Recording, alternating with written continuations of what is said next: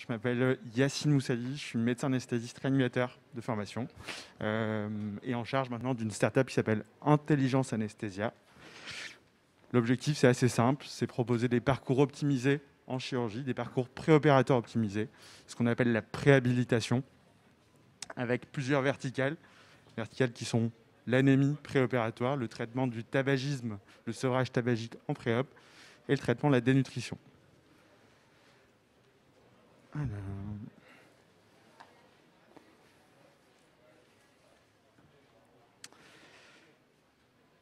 On est très familier avec ce qu'on appelle la réhabilitation post-opératoire précoce, c'est ce qui a été les papiers de Kellett dans les années 90-2000.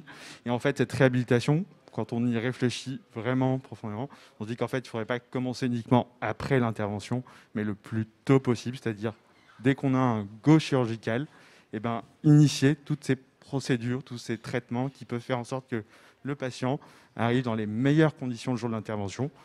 C'est un petit peu comme un marathon, on ne commence pas l'entraînement, la préparation après la course, mais le plus tôt possible. Là, c'est un petit peu pareil. Un exemple de ce qu'on peut préparer, c'est l'anémie, typiquement l'anémie préopératoire. Jeannette qui vient pour son cancer du côlon. Jeannette a 13 d'hémoglobine ou 10 d'hémoglobine selon les situations. Jeannette avec 13 d'hémoglobine, c'est moins 47% de morbimortalité. C'est les chiffres de la HAS avec des recommandations qui vont sortir en 2021. C'est une réduction de la durée de séjour de l'ordre de 17%. Au lieu de rester 6 jours après sa colectomie, elle va rester 5 jours. Et du coup, c'est des éléments qu'on a pour plusieurs des verticales avec des complications qui peuvent être assez importantes pour ce type de patient. Un patient non anémié versus anémié, c'est plus infarctus, c'est plus insuffisance rénale, c'est plus de complications à type infection post-opératoire. Et donc l'idée, c'est de corriger, de prévenir plutôt que de guérir. Donc la préhabilitation, pour reprendre un petit schéma très simple, à l'heure actuelle, on est sur un process où on prépare assez peu les patients. C'est en général les anesthésistes qui sont sur cette verticale avec un temps limité, des recommandations qui sont complexes.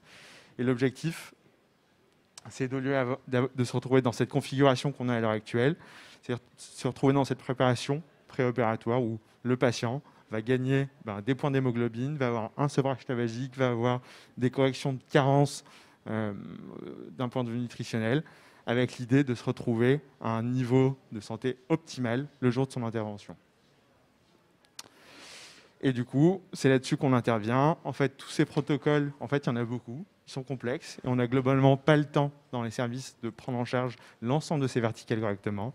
Et l'objectif de la startup, c'est de venir se brancher sur cette unité sur ces parcours de soins préexistants, et proposer un traitement de l'anémie, donc la détection et la prise en charge, la détection des patients atteints d'apnée du sommeil non connue, la prise en charge du sevrage tabagique, la prise en charge de la dénutrition avec des consultations spécialisées, et le tout intégré avec un seul service, une espèce de provider de services pour le préopératoire, avec l'objectif de vous proposer des patients qui soient les plus prêts pour votre intervention, avec un effort minimum de votre côté. On a un premier site déployé, l'hôpital Foch. On a un petit peu plus de 4000 patients là, sur notre première cohorte. Donc, on va faire quelques publications sur cette série. On retrouve les chiffres de la littérature. On a 7 à 8% de patients anémiés, de l'obstétrique à la gynéco, en passant par la cancéro un peu plus lourde. On a des patients à haut risque d'apnée du sommeil qui sont non détectés à l'heure actuelle. Donc, là, on est sur un taux de 3% à peu près. Et on a un parcours sevrage tabagique qui est bien fonctionnel avec déjà 320 patients qui ont pu bénéficier d'une consultation tabaco, d'un sevrage, de patch en préopératoire. Sevrage pas toujours, mais à minima une diminution pour laquelle on sait qu'il y a des réductions notables sur cette partie de cicatrisation, notamment post-opératoire. Voilà, à vos questions. Donc l'idée, c'est d'être vraiment un service pour l'hôpital, de dire on va venir se brancher sur vos parcours de soins et vous aider à optimiser toutes ces différentes verticales. L'idée, c'est de réduire la durée de séjour, réduire les complications. Et on sait que moins de durée de séjour, moins de complications, c'est un système médico-économique qui est beaucoup plus rentable pour l'établissement.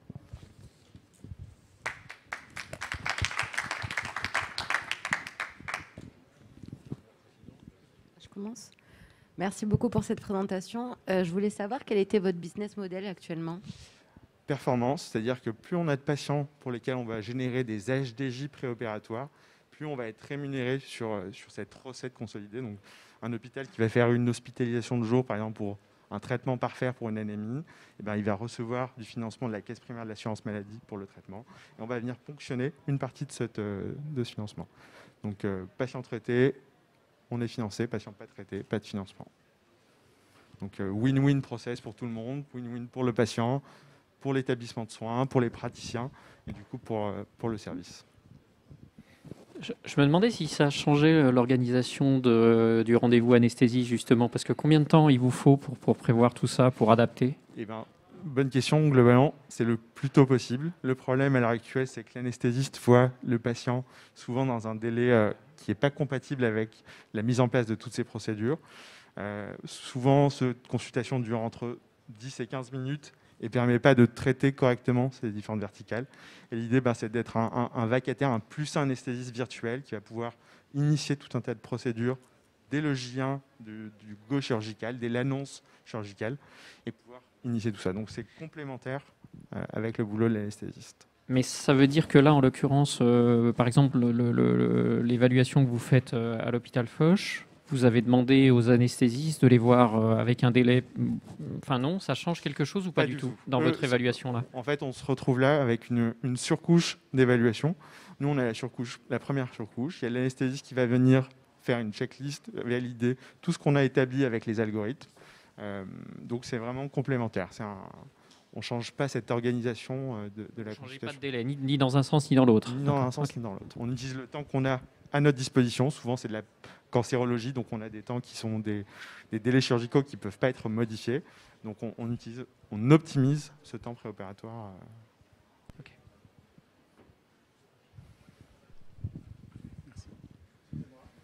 Oui.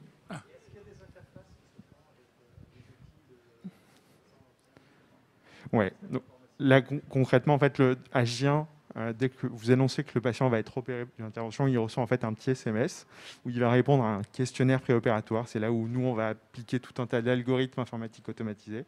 Et toutes ces réponses au questionnaire préopératoire, on peut les exporter dans votre dossier patient informatisé. L'idée, c'est qu'il y ait moins de ressaisie, que ce soit pour le chirurgien, pour l'anesthésiste, pour l'établissement de soins. Donc, tout à fait. Tout à fait.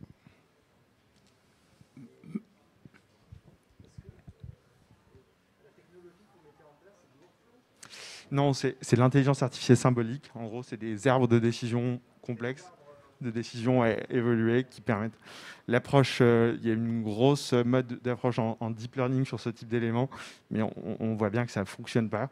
Alors, en tout cas, il y a ça fonctionne très bien pour l'imagerie, ça fonctionne très bien pour du traitement de signal, mais à partir du moment où on a déjà des protocoles déjà bien établis, l'idée c'est de les informatiser, de les traduire dans un langage informatique, et c'est ça qui nous a pris beaucoup de temps là sur cette première verticale de l'anémie, c'est de prendre toutes les recommandations et de réussir à les appliquer automatiquement de manière sécure. Ma question était dans le même sens, c'était par rapport à comment est-ce que vous avez designé votre algorithme et sur quelle base par rapport à ça. Donc, toutes les recommandations, donc que ce soit de la Société française d'anesthésie et réanimation, de la HAS. On a utilisé toutes ces en fonction des différents cut-offs. Donc si le patient vient pour une chirurgie cancéro, l'algorithme ne va pas proposer par exemple de l'EPO ou va proposer plutôt du fer injectable en fonction des délais chirurgicaux, des antécédents du patient. Les cut-offs vont être différents. Et donc il y a ce gros travail de suivi des recommandations. Il y a beaucoup de papiers sur cette question-là, d'application de la compliance aux guidelines. Et on sait qu'il y a des études qui montrent qu'il y a à peu près 1 culot sur 2, une poche de sang sur 2, qui est transfusée, qui n'aurait pas dû l'être, faute d'application stricto sensu des guidelines. Donc l'idée, c'est de venir avec la machine pour proposer un système qui applique de manière... C'est très bête et méchant. C'est soit on est dans les cut-offs et le patient reçoit, par exemple, son fer injectable, sa transfusion, son bilan préopératoire, soit il n'y est pas, et du coup, on a une meilleure compliance aux guidelines. Excusez-moi, juste une question complémentaire, c'est toutes les datas que vous allez collecter des données par rapport à ça, est-ce que vous avez prévu d'en faire quelque chose? Oui, l'idée à terme, c'est d'obtenir une base de données autour de la médecine périopératoire et de pouvoir non plus suivre des recos qui avaient été designés sur des cohortes relativement petites, et de pouvoir utiliser des cohortes beaucoup plus larges, sur plusieurs centaines, voire plusieurs millions de patients.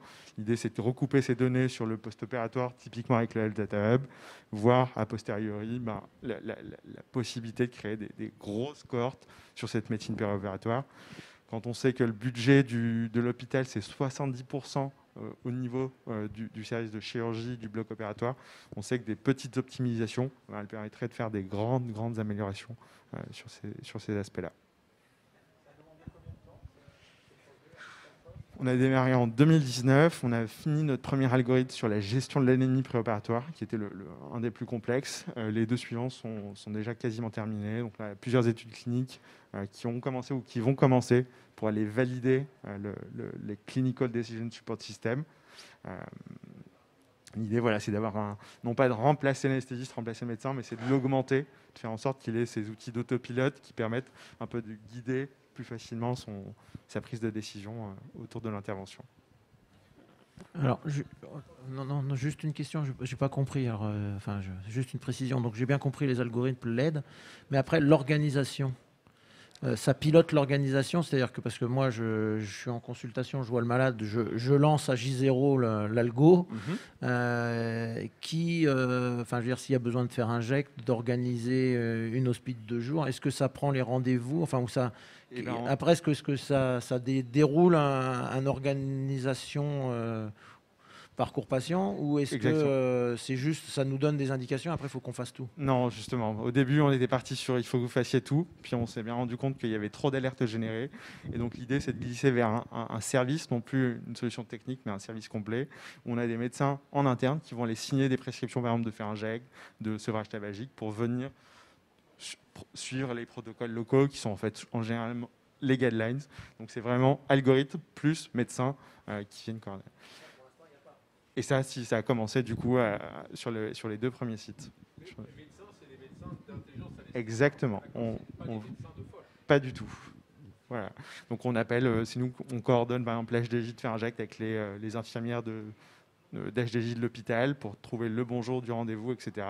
Donc vraiment, c'est du clé en... L'idée, c'est que ce soit le plus clé en main pour les praticiens dans l'établissement. Et question, ça n'affranchit pas le patient d'avoir son rendez-vous avec l'anesthésiste Absolument une fois pas. que tous les rendez-vous sont faits? Exactement. C'est 15 minutes. Toujours, ça ne bouge pas. Pour le moment, de toute façon, c'est légal. Il y a une obligation à avoir cette consultation. La question, c'est à terme, est-ce que des patients à faible risque, isolés par l'algorithme, chez qui on sait que la plus-value médicale de la consultation est plutôt faible, est-ce qu'il n'y aura pas un intérêt à supprimer cette consultation à ce moment-là? Une espèce de circuit fast-tracking pour des patients, des interventions à très faible risque. Mais ça, ce sera dans un 3-4e temps du projet.